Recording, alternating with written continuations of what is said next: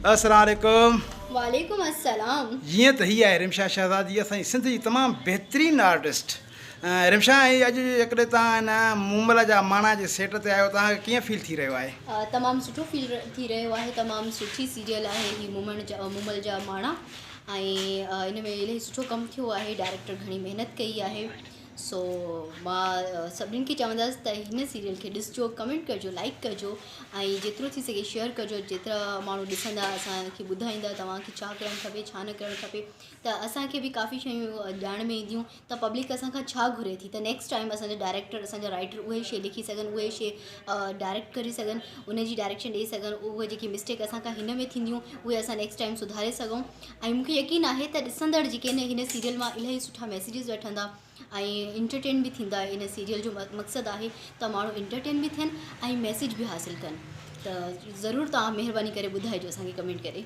जेको इहे ड्रामे में तव्हां करेक्ट करे रहिया आहियो मूमल जो, जी। ऐं उन में जेके तव्हांजा माणा आहिनि, इन स्क्रिप्ट बाबति जंहिं राइटर इहे महिनत करे लिखियो आहे, तव्हां उनखे कीअं महसूसु करे रहिया आहियो? मां तमामु सुठो महसूसु करे रही आहियां। राइटर इलाही सुठो सब्जेक्ट आहे ही जंहिं ते लिखियो आहे। मां सम्झां थी त हुजणु खपे। ही चेंज आहे, हटके आहे वॾेरनि हिननि शयुनि खां, जाहिल तबिके खां इलाही चेंज आहे। ऐं ख़ासि तौर ते उन्हनि छोकिरियुनि जे लाइ हिन में मैसेज आहे जेकी पंहिंजे हस्बैंड सां ख़ुशि न आहिनि, उन्हनि जी क़दुरु नथियूं कनि, या जेकी पंहिंजे वालदेन जे फ़ैसिलनि जे ख़िलाफ़ु हूंदियूं आहिनि त असांजे लाइ ही सही नथा सोचनि। पर वालदेन जॾहिं बि कुझु सोचींदा आहिनि त हू पंहिंजी धीअनि जे लाइ या पंहिंजे पुटनि जे लाइ सुठो सोचींदा आहिनि। हू कॾहिं बि ग़लति नथा सोचे सघनि। उन्हनि जा हमसफ़र या जेको बि उन्हनि जी लाइफ जे बारे में हूंदो आहे त पेरेंट्स असांखां वधीक सोचे सघंदा आहिनि। हा, आर्ज़ी असांखे लॻंदो आहे त शायदि हीअ शइ सही न आहे, ईअं न आहे, पर हिकिड़ी ॻाल्हि हमेशह यादि रखिजो त जेको ख़ुदा पाक आहे न, चवंदा आहिनि 70 माउनि जेतिरो इंसान सां मुहबत कंदो आहे। ठीकु आहे।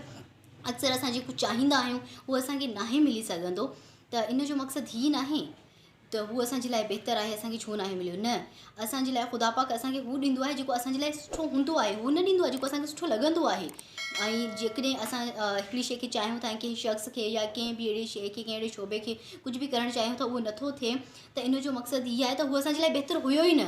ऐं जेको असां नथा चाहियूं उहो असांखे मिलियो आहे त यकीननि ख़ुदा पाक असांजे लाइ बहितरु चूंडियो आहे। इन करे असांजे नसीब में हू लिखी छॾियो आहे।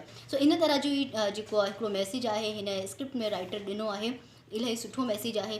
ॾिसंदड़नि खे इलाही मज़ो ईंदो, सुठो लॻंदो, यकीननि पसंदि ईंदो। महिरबानी। हीअ हुई रिमशा शहज़ादी जंहिं पंहिंजे ख़्यालातनि जो इज़हार कयो।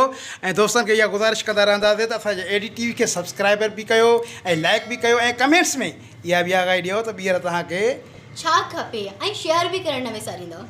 थैंक यू, महिरबानी।